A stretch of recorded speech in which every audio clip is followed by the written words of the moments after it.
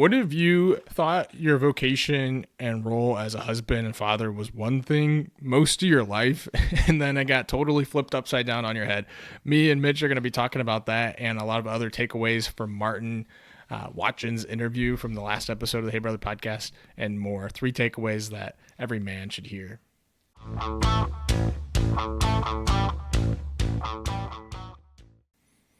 All right, so 3 takeaways. What was the one takeaway that you caught your attention from that? I was impressed by how boldly he listened and followed the path the Lord set out for him.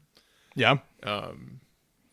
Very interesting that he can just, more so the second time, but it seemed like twice in his life that he just kind of sat down, assessed his situation, and then went. Just stop.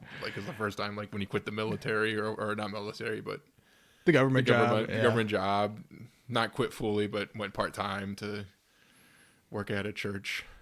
Yeah, he seemed kind of free-spirited the whole way through life too, though, because he just kind of casually mentions, "Oh yeah, I graduated high school and then I backpacked through Europe." Yeah, right. And when I was listening to that, there were so many times where I'm do I stop him and get more information here, or do I let him keep going? Because he said a lot of interesting things. Yeah, right.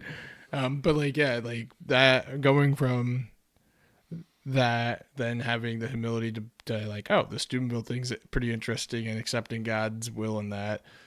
And then I think that's just kind of a theme was just wait a minute, what's God saying here? Yeah. And then going. Right. And it's, I guess, a testament to his discernment, ability to discern things well too, right? Yeah. Because he can, it's not I don't know, I'm thinking about Ben's interview. He's God doesn't ask us to do stupid things. Right. And simple, very much thought through and prayed about and listened to what God was calling him to. But I think he's able to do that because he's developed that ability, right? That was kind of his story. Yeah. So when the time came eventually for him to, hey, we're cutting your project, and then him and his boss were all right, well, you didn't cut the project, you just cut us, so we're gone, we're gonna go keep doing this, we're gonna do our own thing. Yeah. We don't need you. And he went to Father Dave, who's the he's the president of Steubenville, right? The guy who's in charge of, I don't know how much you know about Steubenville. No, I don't know anything. Yeah, so Father Dave Pavanka is the director, or what's the name of a school guy? The guy who's the head of a school. President. He's the president of the school. And so he talked with him, and Father Dave basically gave him the blessing to go do this outside of Steubenville, outside of the university, to do the parish mission stuff. And that kind of ties into the second point. What that stood out to me is making time for brotherhood and going on mission in brotherhood.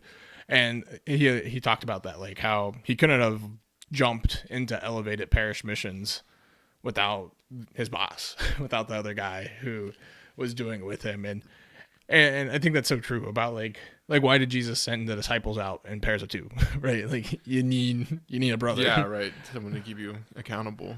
Yeah. I thought it was his interesting take on brotherhood too.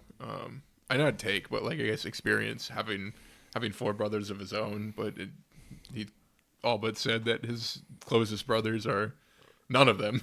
But yeah, sure. But that makes sense. I mean, I can see that too, how they can happen. Yeah, I mean, there's something within that. Maybe that's a whole another conversation we can have. But the idea of distance or proximity breeds relationship. And if you're far away from your family, I don't know where his family's situated, but I'm guessing they're not in Steubenville. Yeah, sure. That changes things. I mean, that's what I was thinking. He said he didn't talk to 2 of his brothers. I'm any of my siblings. I'm what would it take for me to say that I don't talk to them very often? And it would be they lived on the other side of the country or something, right? Or perhaps in a small Caribbean island country, but one of our brother-in-laws. Yeah, but anyhow. Yeah, we digress. It's also semantics too, right? We mean different things by often, but Like he can mean I don't talk to my siblings often or at all, or like what do you mean by that? Like yeah, I don't know. but he also like said like they don't like talk deeply about things. Yeah, and it's just and like I think that's a relatable. I think it's a relatable thing, like among a lot of families, like to not Yeah. talk about deeper things. It's easy to kind of stay surface level, see each other on the holidays, and keep rolling along with life and yeah, keep it that's just like wild to me because I mean obviously I think of our experience as brothers and it's just like and it how much of that having you 14 months older than me like just formed my ability to be brothers with other men like too Right. like it's just like I kind of like related to him in that and he's like when he's like he was saying that uh he would go to like a party and then like just get super deep with people and I think like that's kind of how I treat other dudes because Yeah, I'm just like used to like being able to just diving into yeah. brotherhood. Yeah, that's funny. It's like there's something that we're hungry for when it comes to intentionality like that, Yeah. and I think it's easy to block that out sometimes. Sometimes it's easy to desperately search for that, and like what's the medium point? And I think he like spoke on that. Like you have to be intentional. Like you can't be intentional with everyone at a party, but you can like grab a guy and like you make time for the important things in life, right? Something to that effect. Because I know Jarrett talked about that in a previous episode when I interviewed him, and then he kind of brought up a similar theme where it's like if you want something to be important in your schedule, like you got to make time for it. Yeah, and I love what he said about free time. Like he said, like no one has free time. What they mean by free time is activities that don't like require much time or like Sure. And it's just like you can in your free time you make time for things that don't cost time. And I don't. It was a very interesting way to think about it, and kind of changing my perspective on things too. On free time. Yeah. There's an episode right there too, talking about free time because I fall into the trap of not using it well. Yeah, right. Because like YouTube, right? It doesn't cost. It's like free time. It doesn't cost anything. There's no commitment to it, but you still spend hours on it if you don't catch yourself. Right. And it's just like every video out there is not virtuous to watch unless you're watching the Hey Brother podcast. Yeah, of course. Then you can spend as many hours as you want binging our material. Like, comment, share, Actually, subscribe. if you don't hear at some point from us that like get off of YouTube and like even our content, then I'll be surprised because like that's like one of the like, main goals for me is like, hey, go make real brotherhood happen. Not that like what you experience listening to this isn't real brotherhood. Like it is. But it's like a continuum of brotherhood. There's like more realer experience of brotherhood out there, and we kind of got into what's more real relationship in that episode with Martin. Like further up and further in is from Narnia. It's the last book of Narnia, and essentially what it is like they're in the afterworld. Spoiler alert, right? The afterworld of Narnia, and Aslan's like just inviting them to go further up and further in, and each time they do that, they get a deeper experience of what Narnia should be.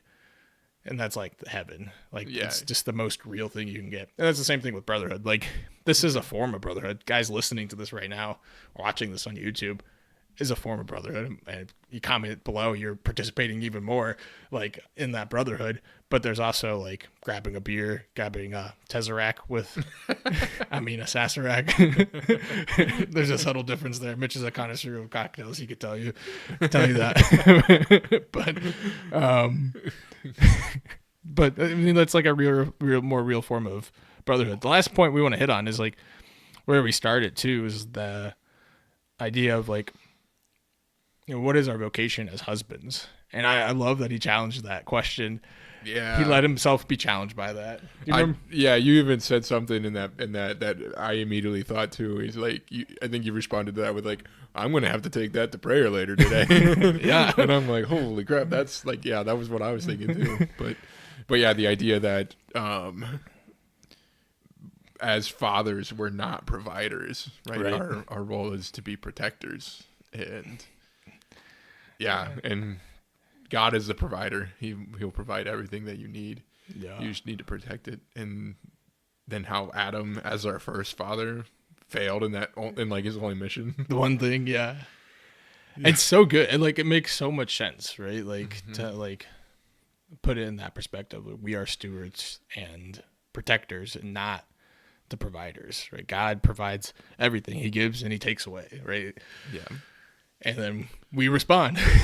and it's like a lot of pressure I think I put on myself as a husband and father, like, to provide,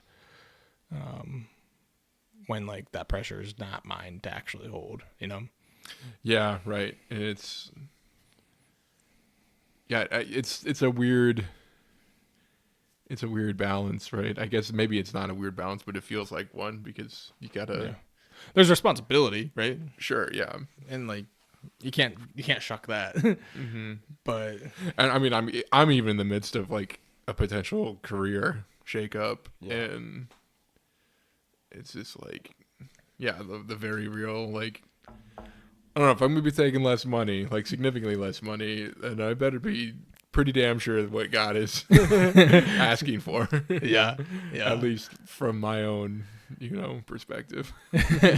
Have a good, nothing surefire, but we would like to be as close to that as possible. Yeah, right. Yeah, that's good. It's always a leap, and that's something that he calls and us to. If God provides, and if that's what God wants, then God will provide. Right. Yeah, but that's our thoughts on Martin's episode, his interview. It was a great interview. I invite you all to check it out. It'll be one of the suggested videos here at the end of the video, but I also want you guys to share your comments. What did you think about Martin's journey? What did you think about Martin changing jobs, working part-time for the government, driving 4 hours to Virginia and 4 hours back on the weekends? I was surprised it was only 5 hours, 4 or 5 hours. When you get to the other side of Ohio, it's like... It's different, but yeah. Anyway, those are our thoughts. We'd love for you guys to chime in on the comments below, send us an email, and catch us next time for the Hey Brother podcast. All right. God bless.